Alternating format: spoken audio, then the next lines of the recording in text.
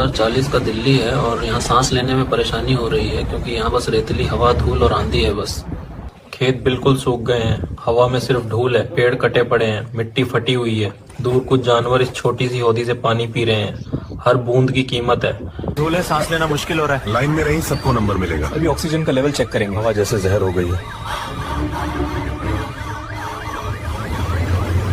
और ये सब इसलिए है क्योंकि 2025 में एक आदेश आया था कि 1 मीटर से कम ऊंचाई वाली पहाड़ियों को संरक्षण सीमा से बाहर कर दिया गया था, जिससे अरावली की पहाड़ियों का 90% हिस्सा नष्ट कर दिया गया। ये करोड़ों साल पुरानी पहाड़ियां राजस्थान और दिल्ली जैसे इलाकों को धूल और मिट्टी से बचाती थी। दोस्तों, अगर आप चाहते हैं आपका आने वाला टाइम ऐसा ना हो तो ये वीडियो अपनी स्टोरी पे लगाइए, अपने दोस्तों को भेजिए और अवेयर कीजिए अरावली को बचाने के लिए, ताकि आपका और आपके बच्चों का आने वाला टाइम ऐसा ना हो।